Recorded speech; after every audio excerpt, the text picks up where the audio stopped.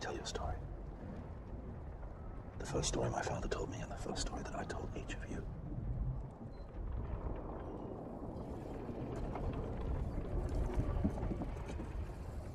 In the beginning, there was nothing. Nothing but the silence of an infinite darkness. But the breath of the Creator flooded against the face of the void, whispering, "Let there be light." And light was.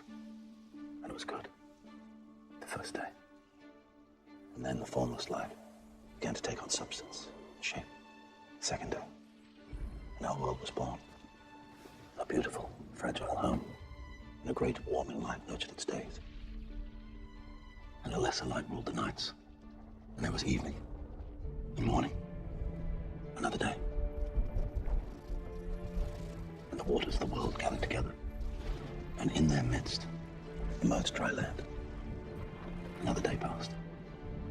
And the ground put forth the growing things, a thick blanket of green stretching across all creation. And the waters, too, teemed with life. Great creatures of the deep that are no more. Vast multitudes of fish, some of which may still swim beneath these seas. And soon, the sky was streaming with birds. And there was evening, and there was morning, a fifth day. Now the whole world was full of living beings, everything that creeps, everything that crawls, and every beast that walks upon the ground. And it was good. It was all good. There was light and air and water and soil, all clean and unspoiled. The plants and fish and fowl and beast, each after their own kind, all part of the greater whole, all in their place, and all was in balance. It was paradise, the jewel in the Creator's palm. And the Creator made man, by his side woman, father and mother of us all. He gave them a choice. Follow the temptation of darkness, or hold on to the blessing of light.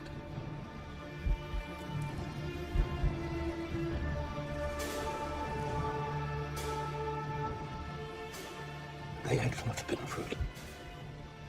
Their innocence is extinguished. So for the 10 generations since Adam's sin has walked within us.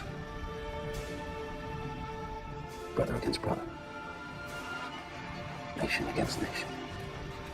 Man against creation. We murdered each other. We broke the world. We did this. Man did this. Everything that was beautiful. Everything that was good. We shattered. Now, it begins again.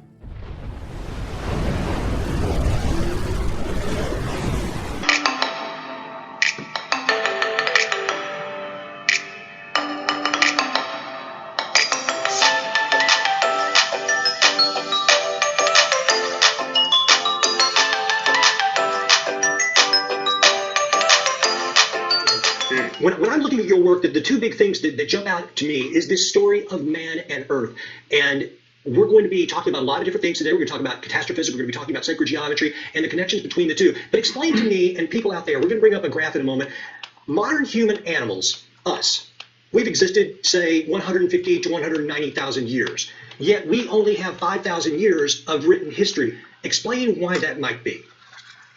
Well, I think the simple answer is that our progress at creating societies and civilizations on this planet has been constantly interrupted by natural events of another order of things than we've experienced in modern times.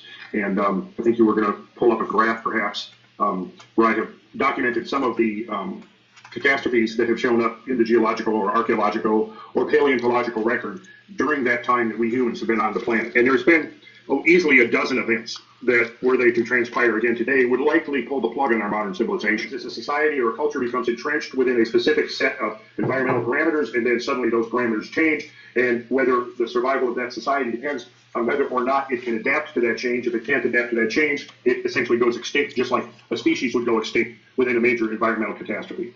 Understood. Now, the changes that you're talking about, let's give some examples, because we're talking about the impacts of bodies from outer space via comets, asteroids. We're talking about supervolcanoes. In particular, one thing I've heard is that 72,000 years before present, like the Toba supervolcano, for example, I have heard that brought the human population down to estimates of like 2,000 people.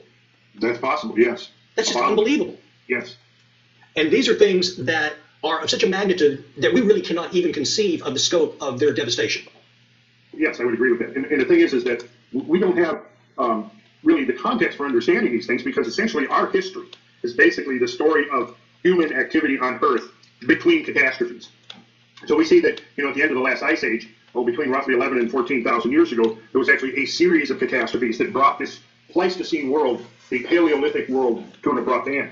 And then between roughly 10,000 and 5,000 years ago, there's been a whole series of events of a lesser magnitude, but what I sort of consider to be aftershocks that have basically knocked us down every time we've tried to get up and recommence this process of building civilization. And what finally seems to have happened is somewhere between 3,000 and 5,000 years ago, the climate and the environment of the planet became relatively stable. I use the term relative because it is very relative. You have to understand that during the Ice Age, sea levels globally were about 400 feet lower during the late glacial maximum. That is a pretty significant change when you start thinking about it, because what we're seeing, and the thing that I've been documenting for decades now, is the geomorphic imprint of climate change in the record of the landscapes, in the geological record of the rocks.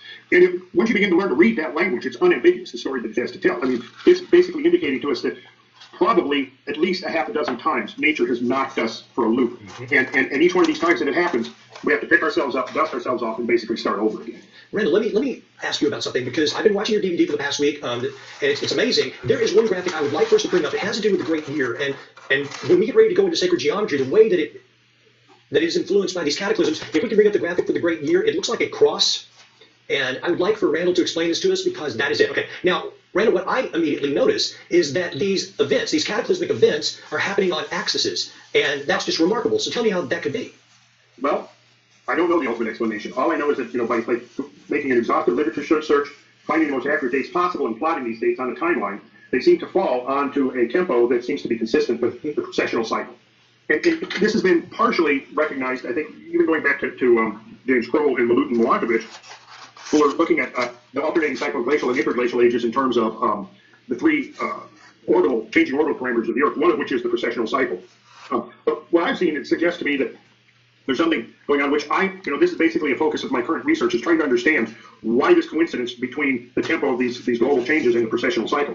We see when we look at that graph, which I don't have in front of me at the moment, but it should have very soon. But what you'll see there is that, if you go through that list of numbers that measure this tempo, you'll see that they are numbers that have actually come down to us in a form, in a symbolical form from who knows when, from a long time ago. But these numbers have come down through a number of venues, through Kabbalistic interpretations of various sacred writings, through the numbers that are encoded in sacred architecture, the numbers that are encoded in mythical stories, and so on. We find a redundancy of this pattern of numbers. They relate to geometric form and geometry, but on the other hand, they also seem to relate to a tempo of global change.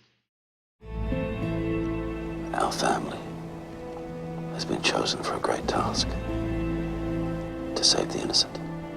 The innocent? The animals. Why are they innocent? Because they still live as they did in the garden. Yes. And we need to save enough of them to start again. But what of us? I guess we get to start again too, in a new and better world. But first, we have to build. The great flood is coming. The waters of the heavens will meet the waters of the earth. We build a vessel to survive the storm.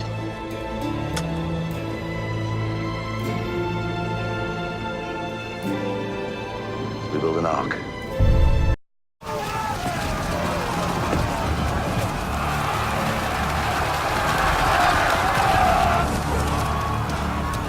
Protect your mother. Protect them all.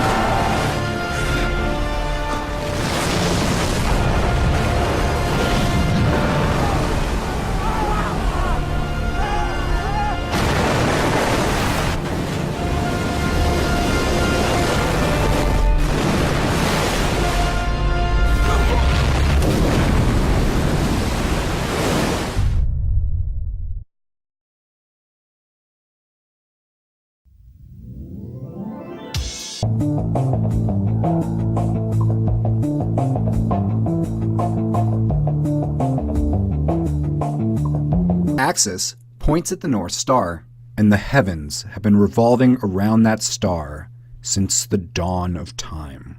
Except they haven't. When the Egyptians built the pyramids, the North Star wasn't our current North Star, Polaris. No, it was Thuban. Why did it change? It's because the Earth's axis is moving. This motion was first discovered by Hipparchus.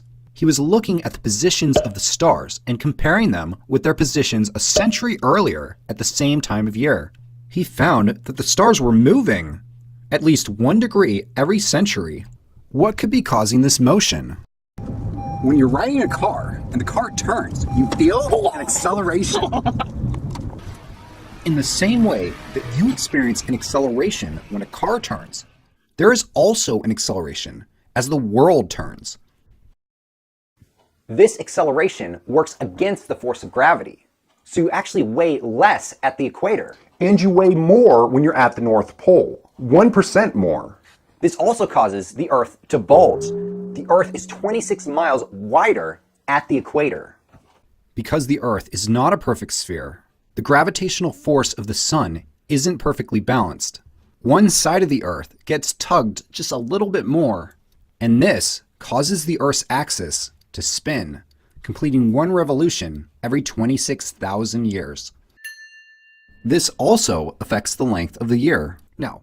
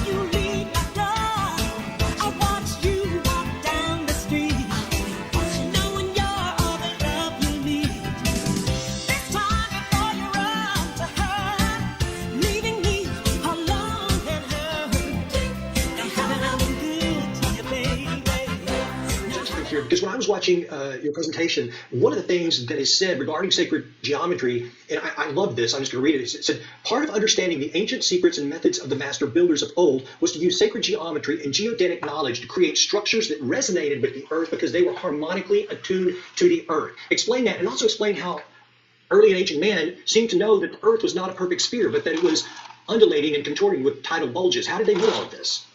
Well, there's the question. How did they know? Obviously, they had the ability, if this is valid, which, you know, the evidence is pretty darn conclusive, but assuming that it's valid, they were able to measure the size and the shape of the Earth with an accuracy that rivals our own modern satellite surveys. Now, I have gone into, I think, considerable detail on how we would derive that conclusion in the Cosmic Patterns and Cycles of Catastrophe DVD. But, you know, how they would have gone about measuring the Earth to that degree of accuracy, I don't know. I'm not going to say that they had satellites. How they did it is part of the mystery that we're still trying to uncover. Well, That Randall, they did do it seems to be pretty conclusive.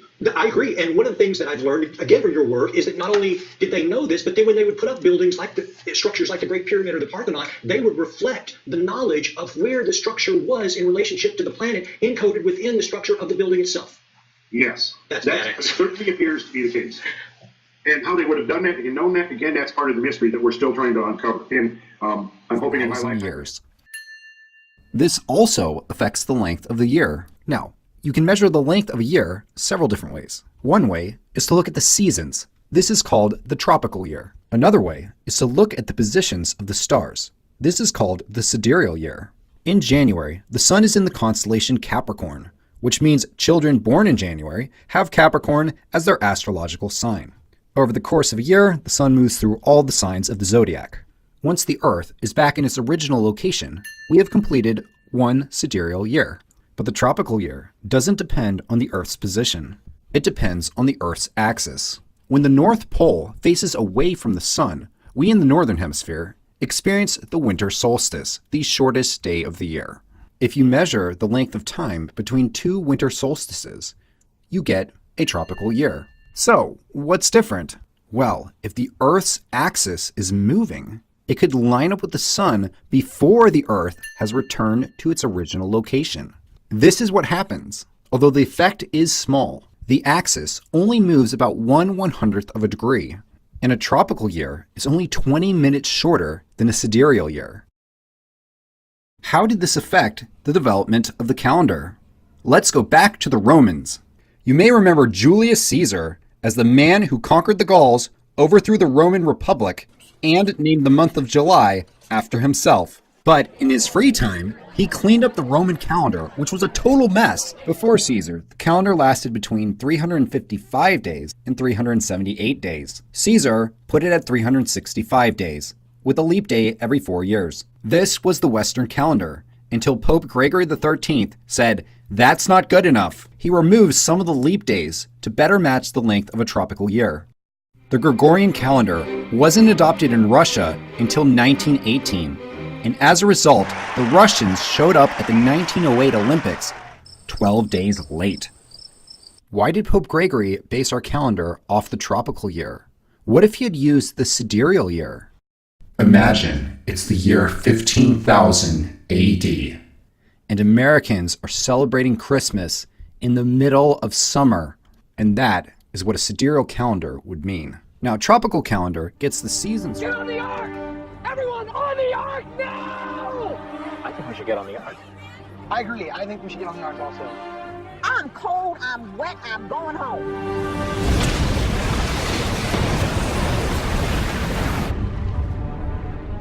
Ladies first, move! Oh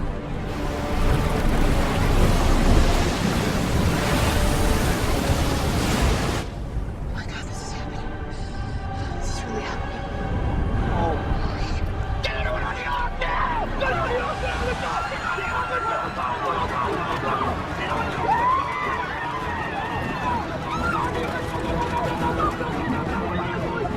Let's go! I need a bigger boat. Stay here with the kids.